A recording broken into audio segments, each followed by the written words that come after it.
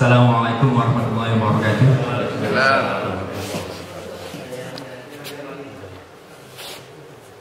Assalamualaikum warahmatullahi wabarakatuh. Innal hamdalillah nahmaduhu wa nasta'inu wa nastaghfiruh wa na'udzu billahi min shururi anfusina wa sayyiati a'malina. May yahdihillahu fala mudilla lahu wa may yudlil fala hadiya lahu. Asyhadu an la ilaha illallah wahdahu la syarika lahu wa asyhadu anna Muhammadan abduhu wa rasuluh. Allahumma shalli ala sayyidina Muhammad wa ala alihi wa ashabihi wa man tabi'ahum tasliman katsiran amma ba'du. Bapak-bapak, ibu-ibu, jamaah surau kita yang dirahmati Allah, sebelum kita mulai acara kita pada pagi hari ini, marilah bersama-sama seperti biasanya kita panjatkan puji syukur kita kepada Allah Subhanahu wa taala yang telah memberikan kesempatan kepada kita, yang telah memberikan kesehatan kepada kita, sehingga kita masih juga diberi kesempatan pada pagi yang cerah ini, pada pagi yang indah ini, untuk sekali lagi bisa bersama-sama. Tadi mungkin sudah menyelenggarakan sholat subuh berjamaah dan kemudian juga diteruskan dengan tilawah Quran.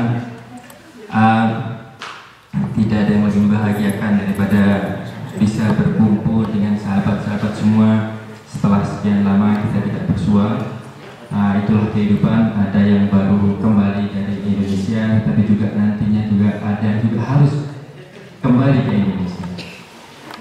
Salawat dan salam tak akan pernah lupa juga kita sanjungkan kepada junjungan kita Nabi besar Muhammad SAW, kepada keluarga beliau, kepada sahabat-sahabat beliau, dan juga tentunya kepada pengikut-pengikut beliau yang selalu mengikuti dan menjalankan sunnah beliau secara istiqomah sampai akhir zaman nanti. Moga-moga semua yang ada hadir dalam pagi ini dimasukkan oleh Allah dalamnya, insyaallah. Seperti biasanya pada pagi hari ini insyaallah program kita yang pertama adalah tausiah yang akan insyaallah disampaikan oleh Ustaz Azhar. Setelah itu seperti biasa juga kita beri kesempatan kepada Bapak Ibu untuk menanyakan sekiranya ada hal yang kurang jelas atau ada pertanyaan yang mungkin perlu ditanyakan walaupun di luar topik yang akan kita bicarakan pada pagi hari ini. Begitu saja dari saya, Ustaz. Mungkin sudah saya perlu berikan waktu dan tempat pada Ustaz. Assalamualaikum warahmatullahi wabarakatuh.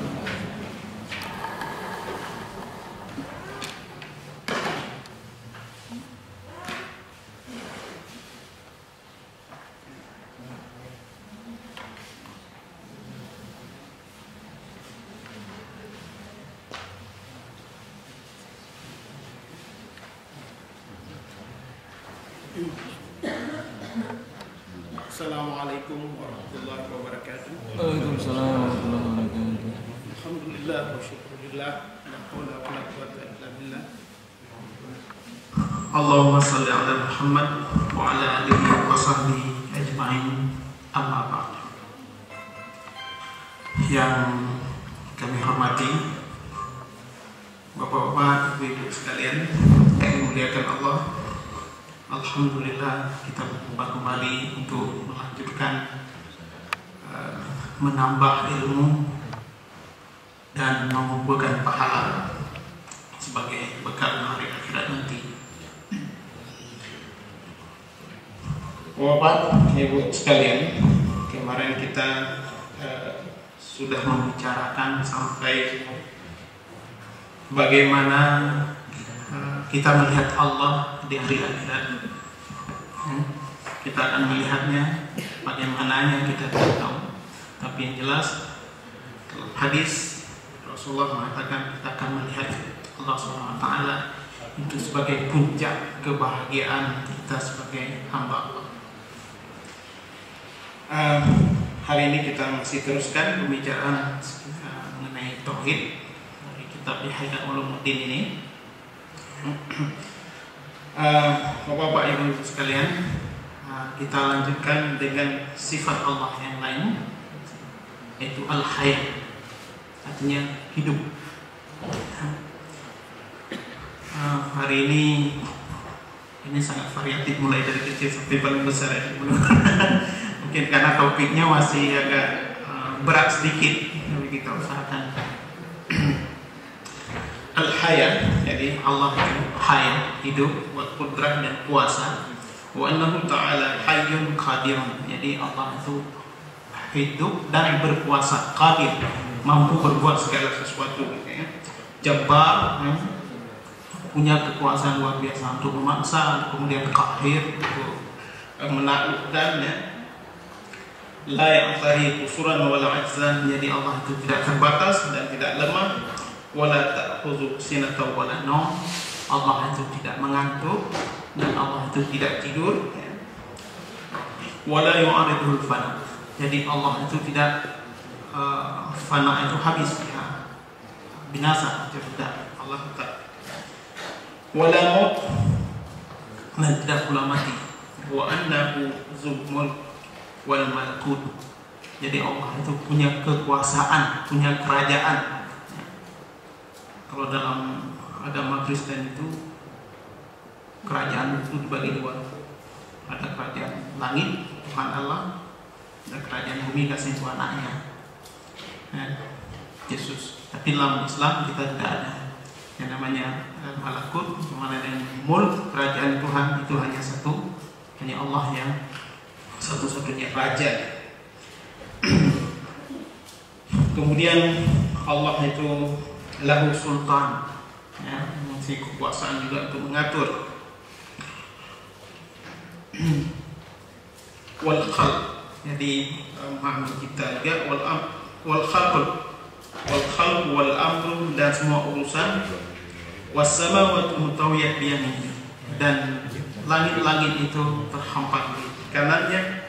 Wal khalaiqu maqhurun fi qabatihi, jadi semua makhluk ini tunduk, ya, tunduk kepada kekuasaan Allah SWT. Sekuat apapun manusia, sekuat apapun kekuatan yang ada di alam ini, universe ini, tidak ada yang bisa yang tidak tunduk kepada Allah SWT. Sehebat-hebatnya orang kafir, dia melawan Allah seperti Fir'aun, sehebat-hebat dia, tetap saja memutuskan kamu mati Fir'aun, Allah yang memutuskan. Sehebat-hebatnya orang ateis, ya, yang memberi makan dia, yaitu Allah masih, Rahman Rahimnya Allah masih, ya. Kemudian wa annahu munfaridun bil khalqi wal ihtira', Allah itu esa sendiri dia dalam penciptaan, wal ihtira', berbeda di sini. Ihtira' artinya menciptakan sesuatu yang belum ada jadi ada.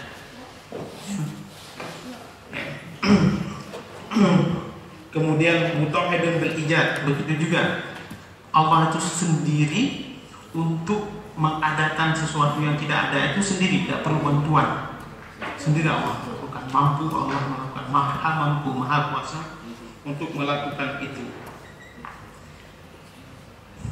Khalaqal khalqa wa amalahum wa qadara arzaqahum, jadi Allah menciptakan makhluk dan perbuatannya, ya. Kemudian wa qadara arzaqahum, dan Allah mengatur rezeki makhluk tersebut.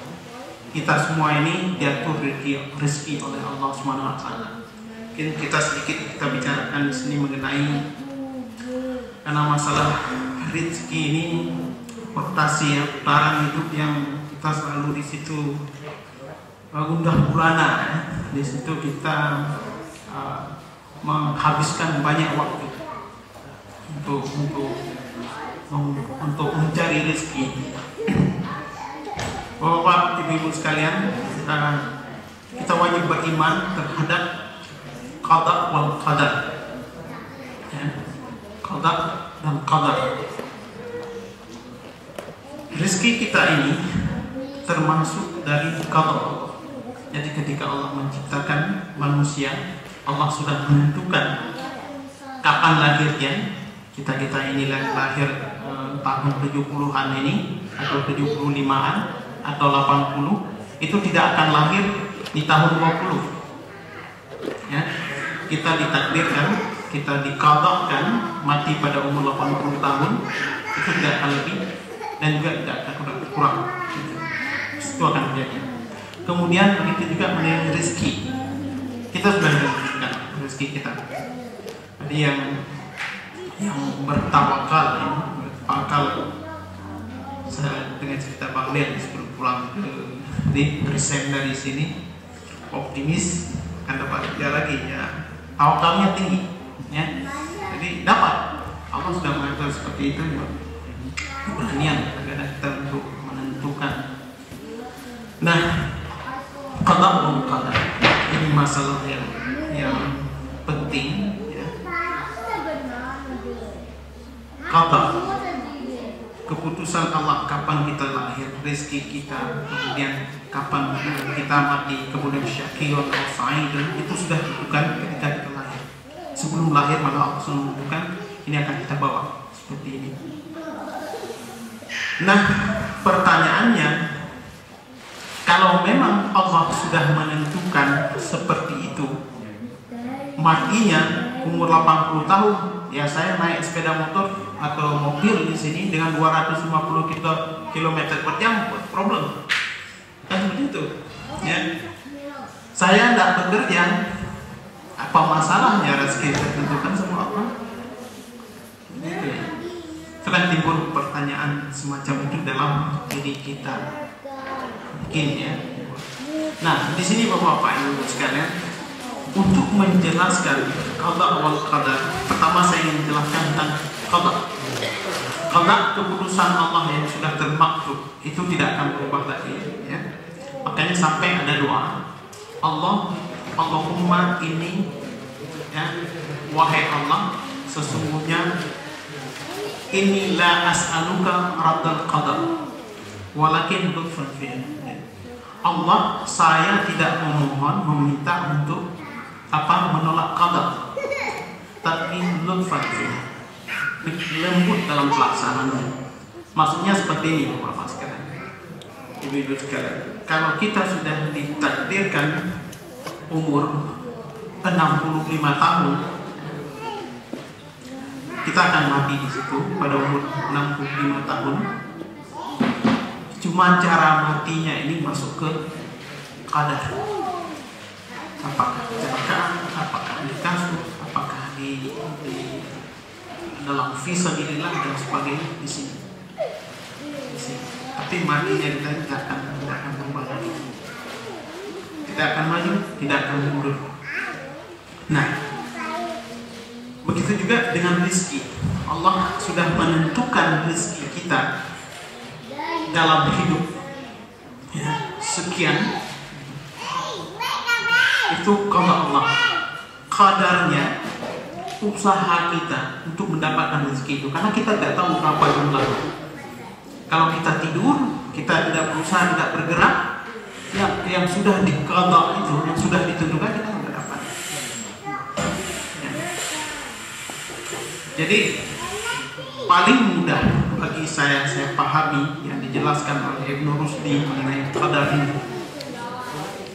Beliau mengumpamakan qadar ini seperti api dan kapas manusia. 3 faktor: api, kapas, manusia. Api sifatnya membakar, kapas itu terbakar, ada harus proses tangan manusia untuk menggerakkannya. Jadi kalau kapas di sana sendiri, api di sini sendiri, tidak ada yang mendekatkannya, itu dia tidak akan terbakar.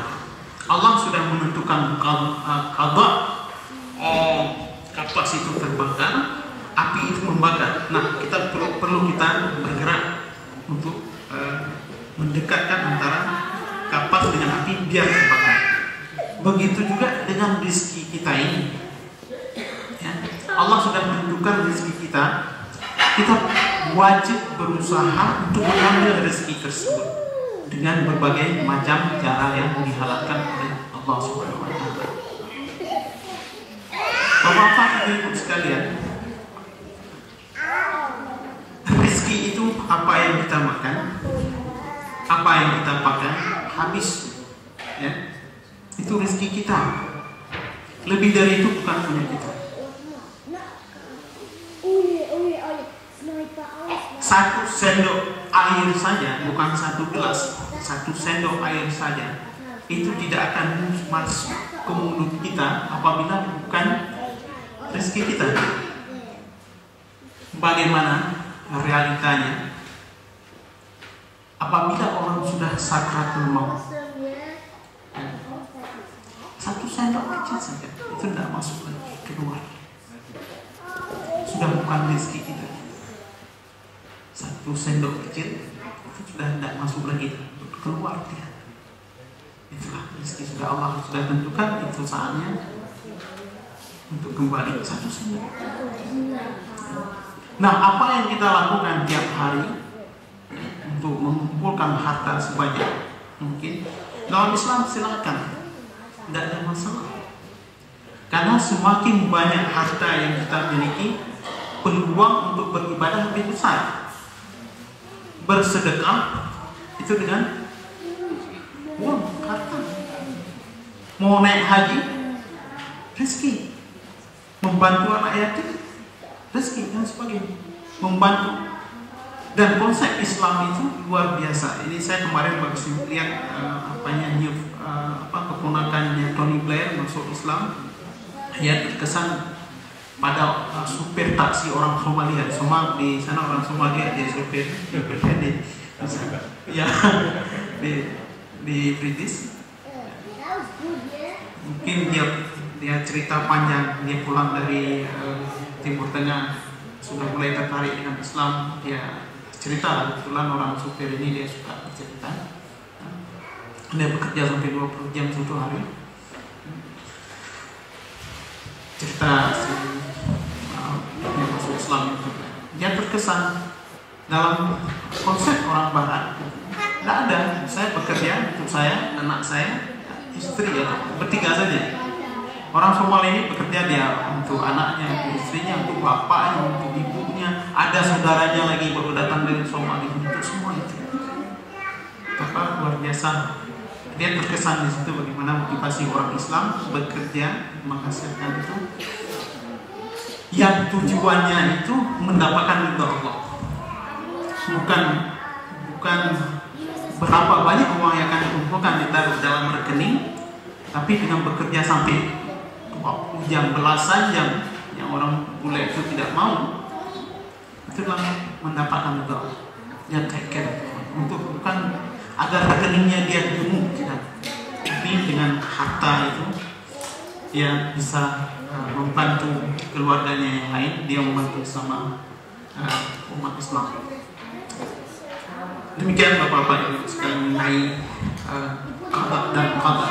Jadi sudah ditentukan, tapi kita perlu usaha untuk mendapatkan itu qadar lebih luas. Jadi pernah suatu hari Umar datang ke suatu tempat, begitu mau masuk dalam suatu kabilah atau kaum, diberitahu oleh Umar mereka itu sedang tertimpa wabah penyakit. Ya. Jadi Umar langsung balik lari. Kata yang lain, wahai Umar, apa engkau tidak percaya kepada qada dan qadar? Kata Umar, afirru minal qada ila qadar. Saya lari dari qada menuju qadar. Pengertian kita tidak tahu, ya. Umar tidak tahu apakah dia harus mati di situ, ya, atau di tempat lain. Makanya dia berusaha untuk lari. Mungkin qada saya bukan di situ, di tempat lain, makanya perlu lagi usaha. Di qadar masuk dalam lingkup qadar. Jadi qada itu lebih sempit, qadar itu lebih luas, ya. Jadi kita berdoa, kita kan berdoa. Tadi dibilang kok umur itu sudah terbatas, tidak ada, rezeki sudah ditentukan. Tapi kalau ada doa, minta banyak rezeki, minta panjang umur, ya. Kalau ada doa, ini qadar yang kita minta. Qadar panjang umur bukan berarti kita akan tidak selalu ya bermakna kita akan berumur bertambah jadi 60 jadi 70 tahun, tapi panjang umur kita akan lebih bermanfaat, lebih berkah. Nah, ini kata berkat yang cocok sudah. Kita berdoa sebenarnya panjangkan umur, sebenarnya yang kita doakan, kita minta kepada Allah hidup ini lebih berkah. Orang yang sudah hidupnya berkah, ya, contohnya yang paling mudah Imam Ghazali, itu lahirnya tahun 1010, tapi masih begitu apa namanya familiar dengan kita, seakan-akan baru kemarin, ya, berkah hidupnya. Itu juga salafus saleh dan sebagainya, orang-orang yang diberkati oleh Allah hidupnya sampai sekarang merasa manfaat hidupnya. Begitu juga bapak-bapak ibu sekalian diberkati hidup dengan aktif misalnya di Serotika, ya, pulang Pak Mel, saya masih ingat, ya, masih ingat peran beliau, amal baik beliau, ya, dan bapak-bapak ibu. Jadi keberkatan panjang umur ini kita minta kepada Allah berkah dalam hidup, sehingga kita dikenal berabad-abad, ya. Sekian lama dikenal Allah. Kemudian bapak-bapak ibu sekalian, wa ajalahum, jadi rezeki ajal itu sudah ditentukan. Nah, mungkin saya ulangi sedikit lagi, berhati-hati dalam hidup itu juga kewajiban. Jangan berpengertian seperti ini, karena ajal sudah ditentukan. Kita tahu itu ada rel kereta api dan kita tahu kereta api masih aktif, kita tidur di atas rel kereta api dengan yakin bahwa kita itu ajal kita ada dengan Allah. Nah, itu juga kata orang Arab layak fa'ah, nggak ada faedahnya. Kereta api lewat habis.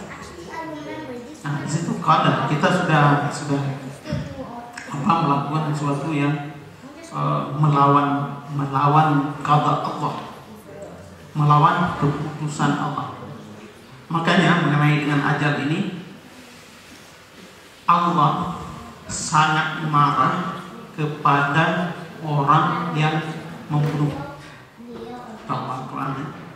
Baik membunuh secara umum, wa man qatala nafsan bighairi nafsin aw fasadan fil ardh, barang siapa yang membunuh satu jiwa bukan karena hukum, ya, ada orang yang berbunuh karena hukuman mati, atau berbuat fasad, seakan-akan dia membunuh manusia seluruhnya.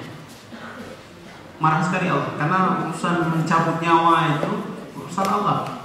Jadi dapat kita mencampuri, Allah sangat marah. Dalam ayat lain, kalau tadi nafsan secara umum, wa man qatala minan muta'ammidan, siapa yang membunuh orang mukmin secara sengaja, fajazahu jahannam. Dalam ayat ini Allah bukan berkali-kali mengucapkan azabnya pedih, kemudian ghadaba, Allah marah kepada orang yang kemudian wa'adna lahu azaban alim. Jadi sudah bilang masuk neraka, Allah marah, kemudian dipersiapkan lagi azab yang sangat keras, ya. Ketika seseorang membunuh orang lain, mencabut ajal orang lain, dia itu mencampuri urusan Allah, dan Allah itu sangat marah. Urusan saya dicampur, urusan Allah dicampur, sangat marah. Dan hukuman yang paling berat itu orang membunuh orang lain. Maka sangat berhati-hati dalam hidup kita. Segala sesuatu yang bersinggungan dengan orang lain, mengenai ajal orang lain, ya, harus betul-betul menahan diri untuk tidak melakukan hal-hal yang sangat mengerikan itu, azabnya yang sangat pedih, kemudian Masya Allah dalam neraka yang tidak tahu kapan berakhirnya. Baiklah Bapak Ibu sekalian. Kemudian la sudah makdur wadaya. Jadi urusan Allah itu, ya, itu tidak ada yang bisa menandingi apa saja yang Allah lakukan. Kekadirnya Allah mencipta langit, menciptakan bumi, bintang, bulan dan sebagainya. Sehebat-hebat manusia belum ada yang mampu menciptakan seekor nyamuk pun. Ya, kita sudah pernah bicarakan seperti itu, masalah itu sebelumnya. Nyamuk yang kecil, ya, itu punya kemampuan yang luar biasa, bisa membunuh manusia yang jumlah besar. Kemudian Allah itu bersifat ilmu, wa annahu alimun bi jami'il ma'lumat muhitan biha yajri min tafsubil ardi ila ala sama. Allah itu maha mengetahui bi jami'il ma'lumat, dengan segala hal, dengan segala informasi, ya. Apa saja yang terjadi dari gerak bumi hingga a'la samawat, ke langit paling tinggi, ya, Allah maha mengetahui segala sesuatu. Wa annahu alimun, dan Allah itu tahu dan tidak terhambat, ya, tidak terbatas pengetahuannya terhadap misqala zarrah, ya, kecil, apa yang paling kecil? Misqala zarrah, hal yang paling kecil, ya, di bumi dan apa itu namanya. Allah itu dalam pengetahuan Allah, baik di langit maupun di bumi. Itu Allah tahu apa saja pergerakan sekecil apapun di jagat raya ini, Allah tahu. Bal, ya, di sini ini bahasa indahnya, ya, bal ya'lamu daliban namlatis sauda ala sahratil sama fil lailatil dhulama, ya. Bahkan Allah tahu pergerakan jalannya semut hitam di atas batu yang hitam di malam yang sangat gelap. Semut yang kecil itu, semut yang hitam di atas batu hitam di malam yang sangat gelap. Allah tahu pergerakannya. Jadi maha kuasa Allah untuk tahu segala sesuatu. Bapak-bapak ibu sekalian bisa bayangkan semut yang hitam, ya. Jangankan di atas batu yang hitam, ya, pada agak remang-remang aja kita sudah tidak bisa lihat lagi, ya. Tapi Allah maha tahu. Semut hitam di batas batu, di atas batu hitam, kemudian di malam yang sangat gelap, Allah tahu. Wa yadriku harakat az-zar fil hawa. Jadi Allah mengetahui juga gerakan-gerakan ion-ion kecil atau apalah namanya itu di udara. Wa ya'lamu sirra wal akhfa, dan Allah itu tahu apa yang tersembunyi, wal akhfa juga yang tersembunyi. Dan apa saja yang terbetik, ya, di dalam dhamir kita, dalam benak kita, Allah tahu. Apa saja yang terbetik dalam benak kita itu Allah tahu. Tidak ada yang tersembunyi, ya. Kemudian gerakan jantung kita dan segala sesuatunya itu Allah tahu. Kemudian wa khafiyatul asrar, kita boleh menyembunyikan rahasia sesama manusia, ya. Tapi kita tidak bisa menyembunyikan rahasia kepada Allah Subhanahu wa taala. Bi'ilmin qadim azali, jadi Allah tahu itu segala. Semut Allah tahu tentang ion dan sebagainya dengan ilmu yang qadim azali. Maksudnya seperti ini, Bapak-Ibu sekalian. Untuk tahu ilmu komputer itu belajar dulu, baru tahu, ya. Kita ingin tahu ilmu ekonomi atau apa segalanya, kimia dan sebagainya, belajar dulu, ya. Itu ilmu kita baru. Kita kemarin sudah bicarakan tentang qadim dan hadis ya. Itu baru kita bisa tahu. Tapi Allah dengan ilmu yang azalinya itu yang sudah dari dulunya itu tahu segalanya. Jadi Allah tidak perlu belajar. Allah tidak perlu belajar. Berbeda dengan kita lagi bicarakan pengertian walaupun kita bukan ilmu, Allah juga ilmu berbeda. Kita ilmu kita hadis, kita harus belajar dulu baru tahu. Tapi ilmu Allah asal qadim. Allah tidak perlu belajar untuk mengetahui segala sesuatu yang terjadi di dunia ini. Walaupun manusia menciptakan sesuatu yang baru, ya, menciptakan pesawat terbang, menciptakan komputer, ya, alat telekomunikasi, Allah tahu. Ya, tahu sampai pergerakan gelombang itu Allah tahu. Jadi tidak perlu belajar lagi. Kemudian iradah. Wa annahu ta'ala muridun lil kainat mudabbir lil hadisat. Fala yadri fil mulk wal malakut qalilun aw kasirun saghirun aw kabirun khairun aw syarrun. Ya. Allah itu iradah. Iradah berkehendak, ya. Wa annahu ta'ala, kemudian Allah itu berkehendak terhadap makhluknya. Allah punya kehendak terhadap kita. Dia suruh kita untuk beribadah, dia suruh kita ini itu kehendak Allah, ya. Kita wajib mengikutinya. Kemudian termasuk dalam kehendak Allah, iradah itu Allah mengatur alam, ya, apa saja itu diatur oleh Allah. Apa saja yang terjadi di dunia, ada letusan gunung api dan sebagainya, ya, itu kehendak Allah. Bahkan ada tsunami pun di Aceh, itu kehendak Allah. Ya, tidak bisa dihubung-hubungkan dengan hal yang aneh-aneh, ya.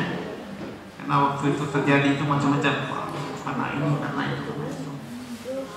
Baliklah, jadi apa saja di alam ini yang di luar kekuasaan kita, iradah Allah. Kehendak Allah, segala sesuatu yang terjadi, bahkan kehidupan pribadi kita masing-masing. Hal-hal terjadi tidak kita inginkan, kita tawakal Allah. Ini kehendak Allah. Bagaimana, ya, kita merespon kehendak Allah tersebut? Kita kadang-kadang diberi susah. Wala nabluwannakum bisyai'in minal khawfi wal ju'i wa naqsin minal amwali wal anfusi was-samarat wa basyyiris sabirin. Terhadap kita orang-orang mukmin, Allah berkehendak, ya, hal-hal yang kita tidak senang sukai, ju', lapar, kekurangan makanan, ya, kehilangan jiwa, ya. Apa-apa itu sekalian, kalau kita hilang jiwa kita sendiri itu kita mungkin tidak terasa terlalu apa, ya, nggak tahu kita rasakannya apa, ya, karena saya pun belum pernah meninggal. Tapi ketika kita meninggal, orang-orang yang kita cintai, anak misalnya, kalau saya sudah pernah merasakan, itu luar biasa tidak. Bagi Allah, bagi kita orang mukmin, Allah berkehendak pada kita itu ibtila, cobaan, ya. Bukan ketika Allah memberi sesuatu yang berat bagi kita maka kita berkeluh, merasa dihina oleh Allah. Cobaan, ibtila. Dalam hadis Rasulullah bersabda, "Iza ahabba qauman ibtala'ahum." Allah apabila mencintai suatu kaum, Allah mencoba kaum tersebut. Ya? Allah mencoba kaum tersebut. Jangan bapak-bapak ibu pikir, waduh saya ini dimusuhi Allah. Seorang mukmin coba, dan tiap kali cobaan yang kita dapat, ya, kalau orang-orang salaf itu orang-orang zaman dahulu, coba itu senang, dia merindukan apa semacam apa itu, karena itu jalan paling mudah masuk surga. Para nabi yang paling sabar itu Nabi Ayub, ya. Nabi Ayub paling sabar. Asyadul ibtila ala Ayub, yang sangat berat cobaan terhadap Anbiya itu Nabi Ayub. Pernah suatu kali Nabi Ayub bilang, ya Nabi Allah Ayub, kan Anda dekat dengan Allah, kenapa tidak minta disebutkan ini? Kata Nabi Ayub, malu saya karena sekian tahun saya sudah menikmati nikmat yang besar ini, cuma sekedar saja. Subhanallah. Ya, subhanallah. Begitu juga Bapak-bapak Ibu sekalian, kita hidup di dunia ini yang begitu luas ya, untuk peran kita sebagai manusia. Ada orang kafir, ada muslim, ada macam-macam agama. Ketika terjadi suatu musibah, suatu kaum dan mereka muslim, yang kita utamakan itu husnudzan. Misalnya baru saja terjadi di saudara-saudara kita di Somalia, husnudzan. Jangan kita mencari-cari hal-hal yang sifatnya itu ghillah ya. Jadi apa pakai ghillah ya, semacam benci ya, dendam. Kita bilang orang Somali, kenapa mereka perang dan sebagainya. Itu coba Allah kasih apa di azab sama muslim kita Allah sendiri. Kita harus melihat dari segi husnudzannya. Allah sedang mencoba terhadap orang Somalia. Sekarang apa yang kita bisa lakukan untuk membantu mereka? Dan Allah itu bisa saja ya, sekian tahun kering, satu hari dikasih hujan, bisa penuh. Ya. Tapi concern kita terhadap tidak, jadi membangun positif juga, positif thinking terhadap sesama umat ya, sama pengikut Rasulullah SAW. Apa saja yang terjadi yang berat bagi saudara-saudara kita, jangan lihat dari negatifnya, lihat dari positif, dari tidak. Jelas hadis Rasulullah SAW, idza ahabba qauman ibtalah. Kalau Allah mencintai satu kaum, ibtilah, beri cobaan. Itu jelas hadis. Bukan siapa-siapa ya, bukan azab, itu hadis. Ya. Baik, begitu juga kalau seandainya hal itu terjadi pada kita masing-masing. Jadi kita positif thinking pada Allah SWT. Allah sedang mencoba saya. Allah sedang semana kemampuan kita untuk menghadapi ibtilah itu, untuk kita bisa naik ke tingkat selanjutnya. Kan dalam kehidupan ini, kalau mau kita dari sekolah itu, kalau mau naik kelas itu kan harus ujian dulu, Pak ya. Kalau bisa ujian lulus naik, kalau nggak lulus nunggu. Bahkan orang-orang yang belajar ilmu silat pun kalau mau naik itu ada ibtilahnya, ada exercise-nya ya, ada cobaannya itu baru naik. Kita sebagai orang mukmin nggak seperti itu. Allah berkehendak, iradah, punya iradah untuk mencoba ibtilah kita, untuk kita bisa naik ke tingkat yang lebih tinggi. Kemudian Allah itu iradah. Jadi apa saja yang terjadi di dunia ini, di alam, di jagat raya ini, qalilun aw kasir, besar, baik sedikit atau banyak, sarirun atau kabir, kecil atau besar, khair atau syar, ya, baik atau buruk, ya, kemudian nafa' atau dhar, bermanfaat atau bermudarat, ya, iman atau kafir, urfan atau nakir, ya, mengetahui atau bodoh, fawz atau khusran, menang atau kalah, ziyadah atau naqsan, ya, lebih atau kurang, taat atau maksiat, taat dan maksiat, ya, illa bi qada'i wa qadari wa hikmatihi wa masyiatihi wa ma syaa kana wa ma lam yasha lam yakun lam yakhruj an masyiatihi labatun nadhar. Jadi apa saja yang terjadi di dunia ini, besar, kecil, untung, rugi dan sebagainya, bahkan sampai pada taat dan maksiat itu, ya, itu adalah Allah. Ya. Untuk apa? Wa hikmati wa misyati. Jadi segala sesuatu itu ada hikmahnya. Ya. Apa saja yang Allah kehendaki itu ada hikmahnya. Famasya kana man lam yakun wa man lam yasha lam yakun. Jadi kalau Allah tidak berkehendak itu tidak terjadi.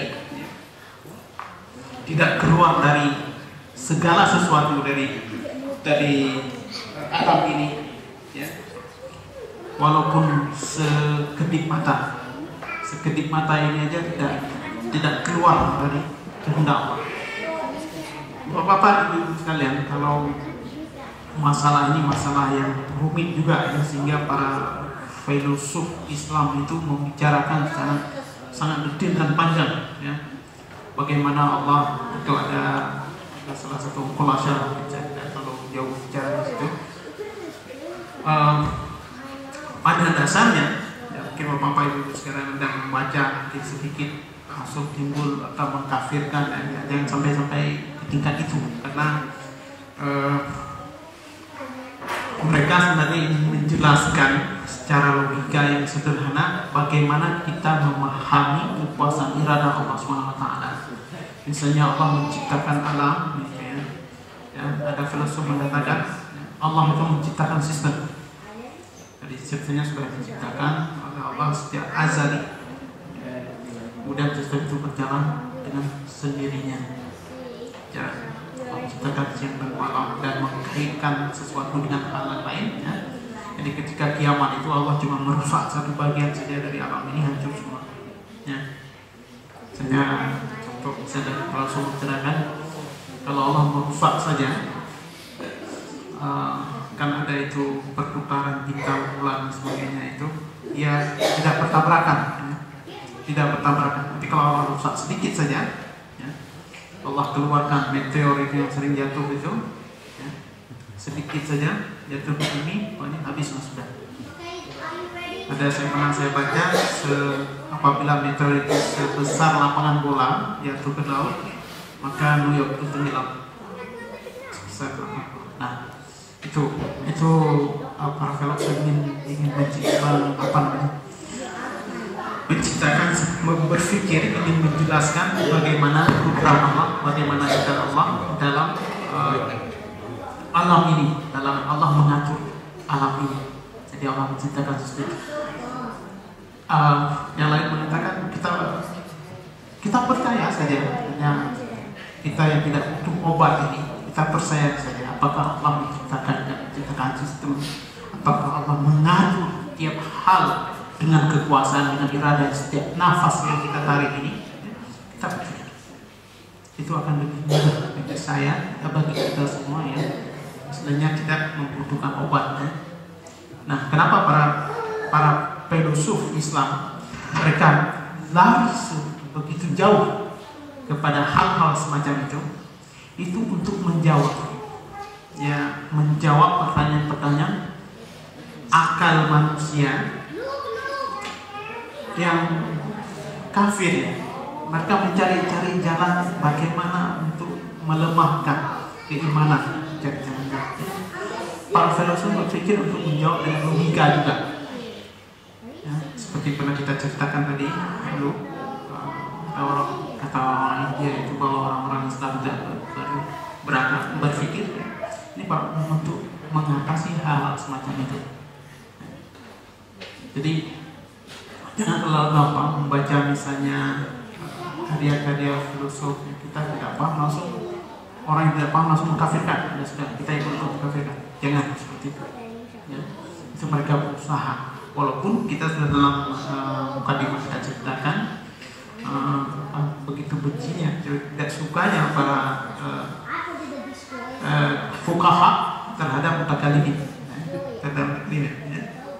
Walaupun, nah, semua berusaha punya niat baik untuk menjelaskan akidah kita ini dengan logika. Ya, Bapak-bapak Ibu sekalian, dalam karena waktu kita mungkin saya nggak sampai ke sana. Sungguhnya dengan akal kita saja ini sebenarnya sampai kepada kebenaran. Ada seorang filosof namanya Ibnu Tufail yang menulis satu buku, Ibnu Ibnu Yabdal, ya, dikatakan bahwa sesungguhnya dengan akal kita sampai kepada kebenaran, cuma tidak ada jaminan. Kenapa? Karena akal terbatas. Jadi sebenarnya Allah kasih akal, kita sampai, kalau menurut saya ini sampai kepada kebenaran, cuma tidak ada jaminan. Karena setan itu akan bermain di situ, menyelewengkan. Buktinya apa? Semua manusia di dunia ini, baik yang mereka sampai di salah atau tidak sampai salah, sampai mereka agama, kepada orang Eskimo atau di mana saja, mereka pasti mencari Tuhan. Akal manusia itu mencari Tuhan. Cuma dia tidak sampai kepada Allah Subhanahu wa taala, diselewengkan oleh setan. Kan mencari Tuhan. Logika itu kan mencari Tuhan. Kemudian kita sering mendengar kenapa Socrates itu begitu terkenal. Karena beliau ini filosof pertama di Yunani yang mengatakan mustahil Tuhan itu banyak. Tuhan itu wajib satu. Kalau lebih dari satu tidak masuk akal. Tidak masuk akal. Tuhan lebih dari satu tidak masuk akal. Socrates seperti itu. Ya. Kemudian mustahil Tuhan seperti manusia. Ya, dalam itu Yunani, dalam kepercayaan Yunani, dewa itu digambarkan seperti manusia. Kata Socrates, nggak mungkin Tuhan seperti manusia. Hercules itu anaknya Tuhan. Nah, itu nggak masuk akal kata Socrates. Ya. Kemudian dia juga ya meletakkan akhlak. Hidup itu perlu akhlak. Nah, kalau dari segi ini, Bapak Ibu sekalian, saya ingin mengatakan bahwa akal yang sehat itu sampai kebenaran. Ya, cuma diselewengkan oleh setan. Ya, bahkan dalam diri kita sendiri. Ya, setan yang bermain di dalam hati kita sampai. Nah, di sini Allah SWT sempurnakan akal kita dengan mengutus para nabi, mengutus para rasul. Ya, Allah sempurnakan akal kita itu. Jadi rasul itu untuk kesempurnaan akal kita. Kita sebelum sudah mengatakan nama itu kata Rasulullah, diutami makarimah akhlak. Ya, diutami maknanya untuk menyempurnakan, bukan membangun dari awal. Ya, kita sudah ada akal kita ini, sudah percaya kepada Allah ada di Quran, wajib wujudnya adanya Allah, itu akal kita sudah minta. Kemudian Allah mengutus para rasul untuk menyempurnakan akal kita. Bapak Ibu sekalian, masalah-masalah yang gaib kita tidak tahu kecuali dari rasul, dari para nabi. Tapi akal manusia itu juga percaya ada sesuatu yang gaib, pada dasarnya. Ya, Bapak Ibu sekalian, mungkin orang ketika menghadap dia mata ke hal yang tidak gaib pun tanpa nabi itu sulit untuk tahu. Bapak Ibu sekalian, secanggih apapun kapal pesiar yang ada sekarang, konsepnya itu membangun kapal dari Nabi Nuh. Secanggih apapun pengolahan besi yang ada sekarang, itu konsepnya dari Nabi Nuh. Secanggih apapun ilmu kedokteran, ya, itu konsep dasarnya dari siapa? Nabi Isa. Jadi para nabi lah yang mengajarkan tentang hal yang gaib kita tidak tahu, tidak mengajarkan tentang kehidupan kita.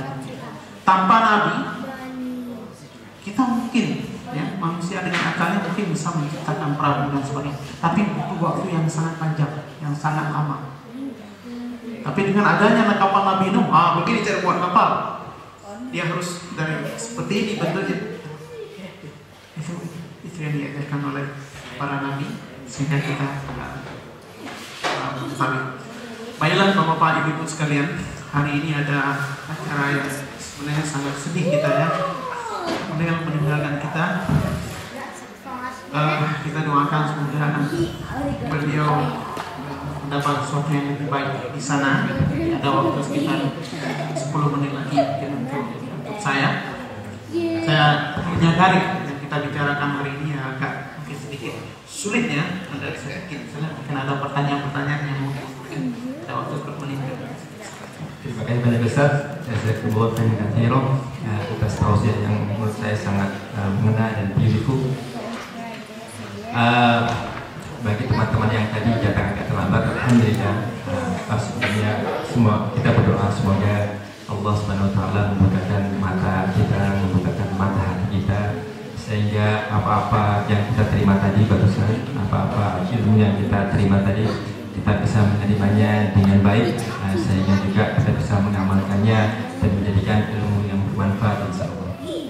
Bagi teman-teman yang baru datang, alhamdulillah tadi Ustaz Azhar telah membahas kitab Ihya Ulumuddin dan dalam bab sifat Allah al-Hayat dengan subtopik qada dan qadar, dan salah satu yang dicontohkan adalah masalah rezeki.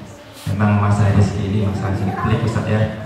Walaupun Ibu Edit ini sudah wanti-wanti bahasa Indonesianya apa sudah berpesan sama Bang Nil di Melbourne saja, tapi memang takdirnya harus ke sana Ustaz ternyata Ustaz. Kelihatannya besar juga di sana soalnya Ustaz ya. Tapi ngomong-ngomong masalah rezeki Ustaz ya, tidak ada, saya itu ngiri sama yang namanya Mbak Diana, ada nggak Mbak Diana ini? Karena beliau ini mendapatkan rezeki yang sangat hebat Ustaz, sangat hebat sekali Pak. Rezeki yang rahman Mbak Diana itu. Begitu Mas Rizky ya. Jadi selingan saja, semoga dengan adanya selingan ini teman-teman sudah mulai bisa berpikir kira-kira kalau ada pertanyaan yang perlu ditanyakan. Seperti biasa Ustaz, saya memberikan privilege buat ibu-ibu kita dulu. Ibu-ibu, gimana ibu-ibu? Wah ini kelihatannya saya tidak didengarkan sama ibu-ibu ya. Ibu-ibu yang ada di belakang, mohon maaf ini saya minta attention-nya. Kalau misalkan ibu-ibu ada yang mau bertanya tentang masalah yang diungkapkan tadi, kodok dan qadar, masalah rezeki tadi itu kelihatannya apa namanya Ustaz, saya memberikan waktu juga Ustaz, pesan yang sangat bagus sekali buat Pak Munir yang akan bekerja di sana, karena Allah Subhanahu wa taala itu akan mengetahui apapun yang akan dilakukan Ustaz ya. Jadi walaupun ada semut hitam yang bergerak dalam kegelapan yang sangat gelap, itu diketahui oleh Allah Subhanahu wa taala Ustaz. Sehingga nantinya itu beliau jadi ingat, saya dulu itu ngaji sama Ustaz Azhar, jadi kalau mau ada apa-apa itu ingat dengan nasihat Ustaz hari ini insyaallah. Sekali lagi saya berikan kesempatan pertama kepada ibu-ibu, kalau misalkan ada pertanyaannya boleh topik yang kita bicarakan tadi ataupun di luar itu boleh. Ibu mau tanya ibu? Silakan, saya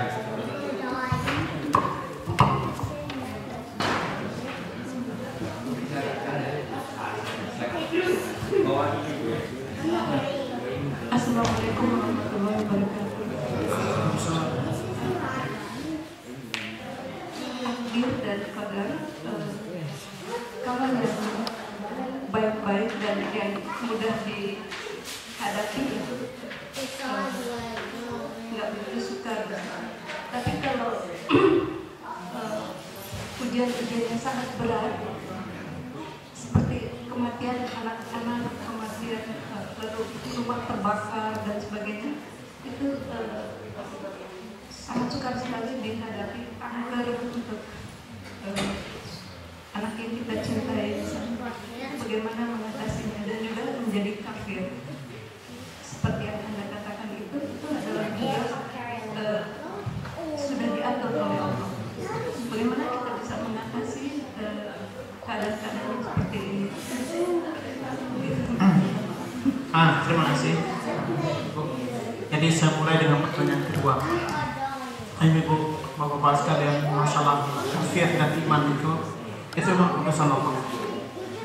Allah memberi petunjuk kepada yang dia sukai, yang dia kehendaki, lebih tepatnya dikehendaki, dan tidak memberi petunjuk kepada yang dalam pertemuan yang sebelumnya kita pernah menceritakan bagaimana Rasulullah SAW sangat sedih terhadap temannya Abu Thalib yang dari kecil membina beliau sehingga dakwah didukung nasihat, tapi meninggal dalam keadaan seperti itu.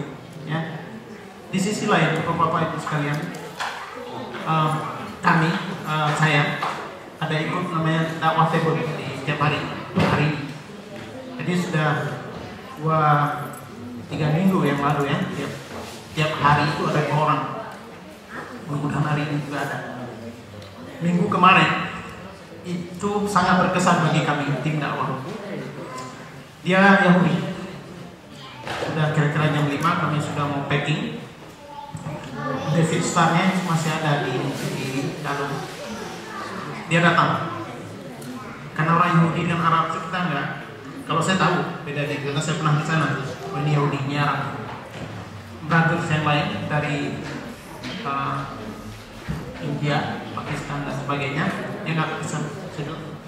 Dia datang, dia ambil beberapa dia bilang, tanya untuk apa? Tanya sama apa? Untuk siapa? Dia bilang for myself. Terus saya bilang, saya kasih tunjuk sama kawan-kawan, lihat di dadanya. Tidak banyak ngomong, tidak banyak dijelaskan. Dia langsung mengatakan, asyhadu an la, tolong bantu saya untuk bersyahadat. Yahudi. Begitu singkat maksudnya. Jadi kita sudah mau tutup, dia bilang tunggu sebentar. Nah, luar biasa. Allah ketika memberi petunjuk pada seseorang, luar biasa. Begitu saja.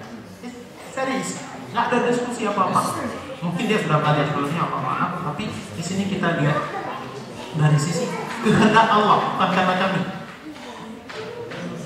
Kami di situ hanya memfasilitasi, menuruti apa perintah Allah agar kita berdakwah.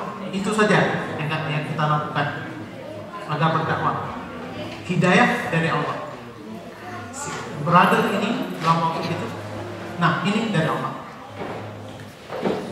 Kita yang sudah mendapat iman ini dari lahir, ini yang harus kita syukuri, Bapak Ibu sekalian. Ini nggak main-main. Bapak-bapak Ibu sekalian, nggak punya rumah, masih bisa tidur. Ya, ada tempat untuk tidur. Nggak ada makan, 1 hari 2 hari masih bisa tahan. Ya, masih bisa bilang ke tetangga, ya, masih ada orang yang membantu. Sekalian. Tapi kafir tidak beriman, mati masuk neraka, nggak bisa bilang sama siapa lagi, Allah nggak peduli. Ya. Allah nggak peduli. Jadi iman yang kita miliki sekarang itu yang diberi oleh Allah SWT.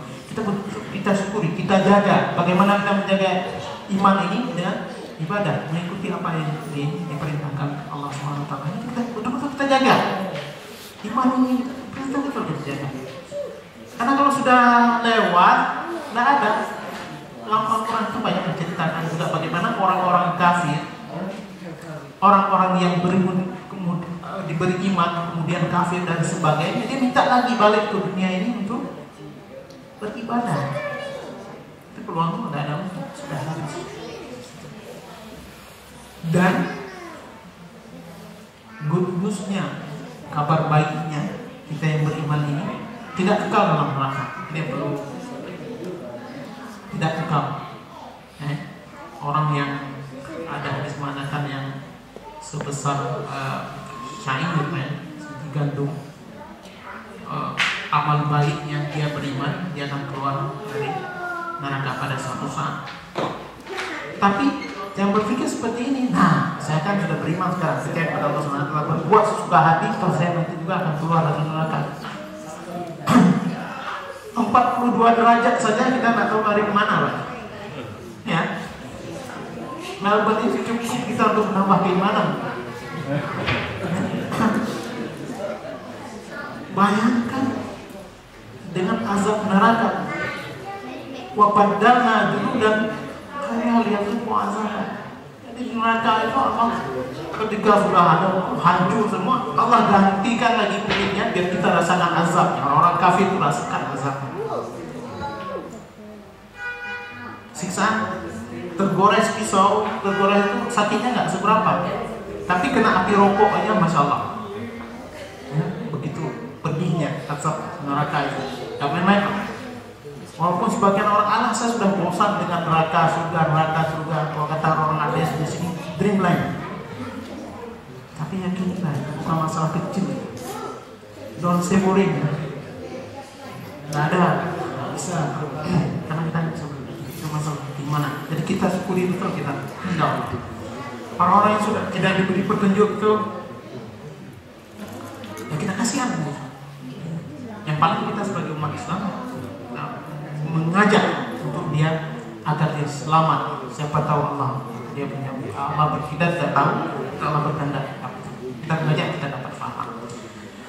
Yang kedua, Bapak Ibu sekalian, pertanyaan yang kedua itu, dalam Al-Quran itu ada 70 tempat ayat itu berbicara tentang sabar.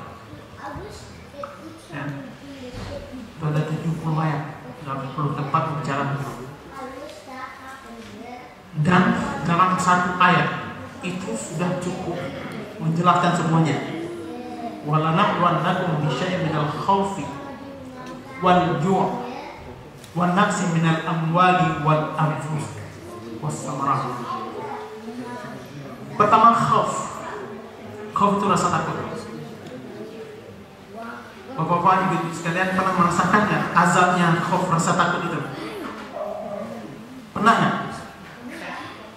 Mungkin tidak seberapa di sini, tapi yang pernah hidup di Aceh atau pernah hidup di negara-negara yang konflik itu bisa merasakan azabnya khauf, takut, tidur nggak bisa, jantung selalu berdebar-debar, ya? Itu tidak khauf. Ya. Sebenarnya lebih orang masih sabar terhadap lapar daripada rasa takut itu. Maka emang Allah mulai minat khauf yang pertama, rasa takut itu. Orang di azab rasa takut, umurnya pun pendek, nggak panjang. Orang rasa takut itu nggak bisa tidur. Orang rasa takut badannya itu nggak berfungsi dengan baik, pencernaan itu nggak berjalan dengan baik, rasa takut. Kemudian kekurangan ju'. Bagaimana ini saya buat kalian berunjuk sakitnya lapar ya. Kita jarang merasakan, alhamdulillah. Sesulit-sulit Anda, sulit kita semua ini jarang kita merasakan juk seperti yang dirasakan oleh saudara kita di Solo. Sakit sekali. Itu tidak. Kemudian ibu sekalian saya potong ke ke ujung itu, kehilangan jiwa. Saya sudah merasakannya. Bapak Ibu sekalian, ini berbagi bagaimana kita menghadapi ketika kehilangan jiwa. Saya berkeluarga 4 tahun, berusaha kemana-mana untuk punya anak, dan akhirnya setelah berusaha berkeluarga saya mau kasih untuk saya dan istri. Karena saya lulusan dari Al-Azhar, saya punya cita-cita sendiri. Karena saya kurang dulu. Saya ingin anak saya hafal Quran. Saya ingin anak saya mainannya dia selalu hidup dengan suasana Quran. Karena menjadi yang saya tahu hanya beberapa ayat saya dari Al-Quran itu merasa sangat nikmat hidupnya. Ya. Apalagi kalau nanti anak saya dia sepenuhnya dari Quran, dia akan merasakan kenikmatan yang luar biasa. Itu yang saya pikirkan. Ya. Saya berharap. Tapi ternyata Allah hanya memberikan anak saya dengan saya cuma sekitar 14 jam. 4 tahun terus punya cita-cita yang luar biasa begitu, Allah ambil balik anak. Jangankan saya, Rasulullah SAW ketika meninggal Ibrahim berlinang. Ya, jadi mata itu akan menguraikan akhirnya dan hati itu akan sedih. Wakal biasa berat, itulah itu berat. Jadi apapun yang terjadi dalam hidup ini kita kembali itu kehendak irada Allah.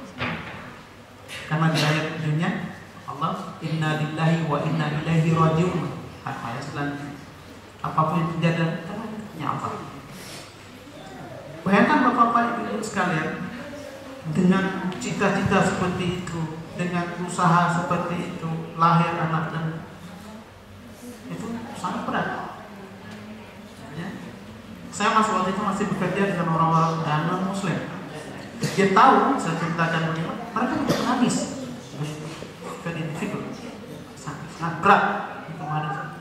Tapi sampai salah satu mengatakan, oh you can handle that. Because I believe God. I believe in God. Karena saya percaya pada Tuhan dari saya. Kamu tidak akan bilang. Jadi saya believe in God itu membuat saya survive. Selama saya menghadapi keadaan.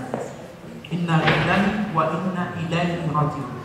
Apa saja Bapak Ibu sekalian yang terjadi dalam hidup kita, kita selalu berpikir positif kepada Allah SWT. Kita sebagai orang mukmin itu ibtila bukan azab. Ya. Apa saja yang bapak-bapak, ibu-ibu sekalian hadapi dalam hidup ini yang tidak mengenakan, hanya ada satu kata dari kita, ibtila, cobaan bukan azab. Itu yang cara menghandle-nya seperti itu lain tidak ada. Sabar, berpositif thinking kepada Allah SWT. Demikian.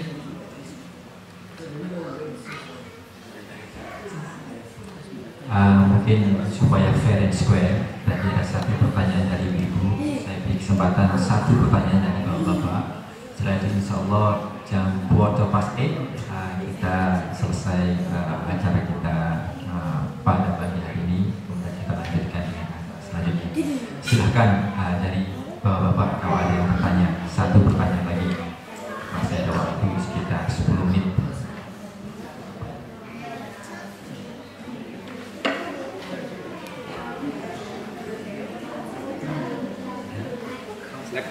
Silakan Bang Dian. Assalamualaikum warahmatullahi wabarakatuh.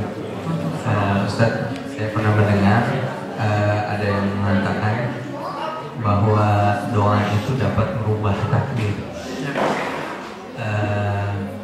Ya mungkin saya agak kurang paham dengan pernyataan itu. Mungkin Ustaz bisa menjelaskan lebih detail posisi doa sendiri dalam tadi tentang qada dan qadar. Di posisi doa itu di mana, dan kemudian apakah benar statement itu, kalau benar bagaimana, kalau salah mana yang benar. Terima kasih. Assalamualaikum warahmatullahi wabarakatuh. Waalaikumsalam. Itu benar. Doa bisa merubah takdir. Yang kita sudah bicarakan tadi, ada takdir, ada qadar, ada qada. Yang qada itu tidak akan berubah lagi. Ada doa lagi dari sebelah, Allahumma inni la'as'aluka qadal qadar walakin lutfan fiha. Yang kita minta, ya Allah, saya tidak meminta untuk merubah qadar, tapi lutfan fiha. Lutfan fiha ini takdir. Ya, takdir. Coba.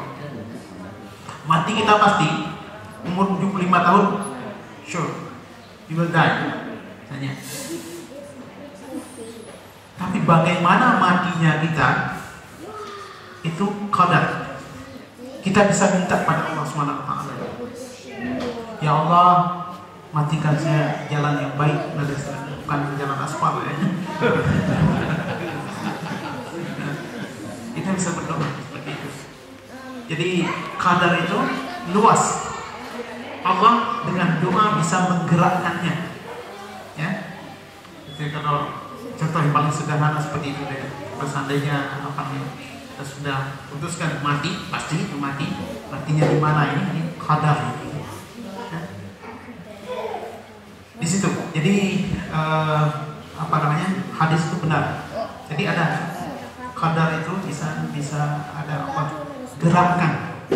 Ya, gerakan. Dan saya sudah menjelaskan tadi seperti yang dijelaskan oleh Ibnu Rusdi, pemahaman terhadap qadar, ya. Karena ini masalah penting, semua orang bertanya-tanya itu bagaimana sebenarnya gitu, ya. Jadi ada peran kita sebagai manusia untuk menggerakkan Allah sudah menentukan rezeki bagi kita. Misalnya kita totalkan dalam hidup ini, Allah mengajukan $1 juta, nggak apa ya. Rezeki yang kita makan gitu ya, kita akan apa yang paling sederhana 100 kantong beras berapa? Itu kita dapat segitu, nggak akan lebih. Tapi kadang kita untuk mendapatkan 100 kantong beras itu, kita berdoa kepada Allah.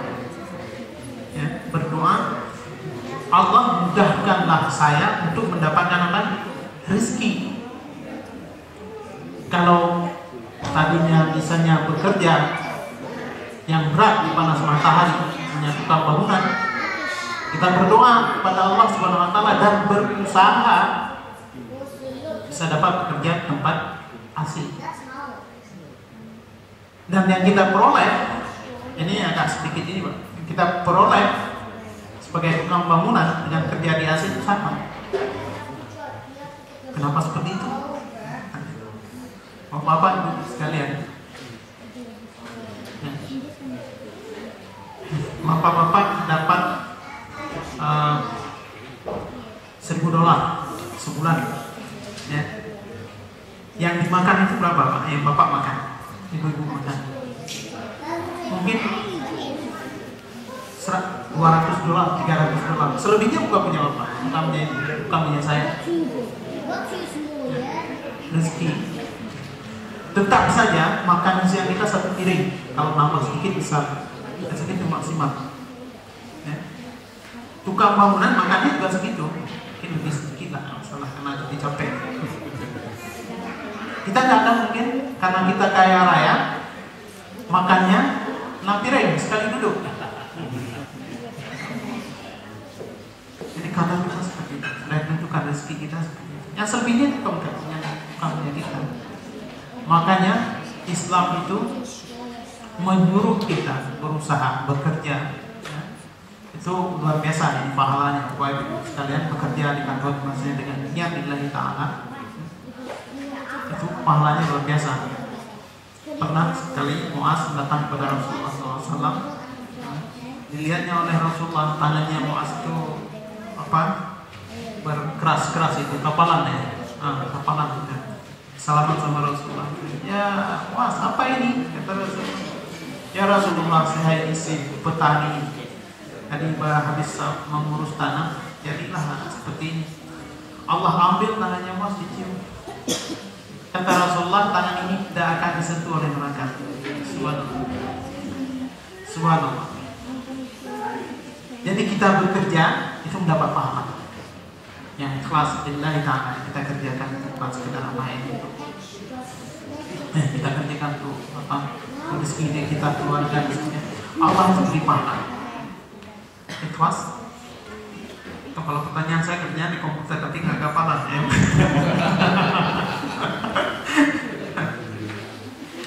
Seperti itu. Jadi begitu juga berkaitan dengan kebahagiaan ya. Syaqiyun itu juga qada-qada. Sa'idun aw syaqiyun. Bapak Ibu sekalian, kita bertanya, apakah Bapak Ibu sekarang mungkin melihat orang yang susah ya, pemulung di Indonesia mungkin pemulung. Kita ada kasihan, memang kita sampai hati. Apakah mereka merasakan kebahagiaan? Mereka merasakan. Ada acara TV saya pernah lihat di televisi di Indonesia. Justru yang suka membantu, dia bikin semacam stand on itu, dia bikin sandiwara. Yang suka membantu itu pemulung. Ada anak-anak minta-minta itu pemulung yang tak jadi. Dan mereka happy, itu bahagia itu tidak di mana kita tidur, apa yang kita makan dalam itu syakir, itu sudah Allah tentukan. Apakah orang yang jadi CEO maka dia happy, punya mobil mewah dan sebagainya? Justru ya Allah tidak mentakdirkan, walaupun dia dikasih harta yang banyak, dikasih macam-macam peralatan di dunia ini, ya tapi tidak happy. Coba lihat orang-orang kaya, bintang film, selebritis, mereka mati duluan. Apa kurangnya mereka? Matinya bunuh diri. Ada Christina Onassis ya, anak orang paling kaya di dunia ini. Namanya Christina Onassis. Dia pernah bilang, saya lah orang yang paling menderita di dunia ini. Kawin cerai dan sebagainya. Jadi bahagia syakiyun sa'id itu ditentukan oleh Allah. Nah, kita terus berdoa kepada Allah untuk mendapatkan sa'id, ya, bahagia itu yang tempat yang nyaman gitu ya. Sama-sama bahagia tapi tempat yang nyaman, seperti makan tadi Allah sudah tentukan. Jangan misalnya makannya cuma pakai tempe dan kita berdoa bukan sekedar tempe tapi dapat daging. Walaupun di sini tempenya mahal. Seperti itu. Seperti itulah. Jadi pengertian antara qadar ini memang sedikit lebih luas daripada qadar. Kita ada kesempatan berdoa, ya, Allah mengatur kesempatan berusaha dan sebagainya di lingkup qadar. Terima kasih banyak. Saya rasa sudah cukup jelas Kang Rian ya, karena waktu jual yang harus kita mengakhiri sesi yang pertama ini. Sebelum kita tutup, habis ini kita mungkin break dulu, break sebagai teman-teman yang ingin ke toilet dipersilakan. Dari tadi kita sudah duduk terus Ustaznya, habis ini mohon di stretching out sehingga kaki-kaki yang sudah kesemutan bisa enak lagi. Sebelum kita tutup, marilah kita tutup pengajian subuh Sabtu pagi hari ini dengan membaca hamdalah 3 kali, dilanjutkan dengan membaca istighfar 3 kali, diteruskan dengan membaca surat Al-Asr, dan ditutup dengan pembacaan doa kafaratul majelis insyaallah. Alhamdulillahirabbil alamin. Alhamdulillahirabbil alamin. Alhamdulillah. Astaghfirullahaladzim.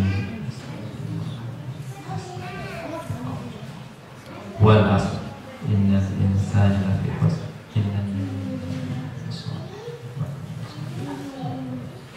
Subhanakallahumma astaghfiruka wa atubu ilaik. Assalamualaikum warahmatullahi wabarakatuh.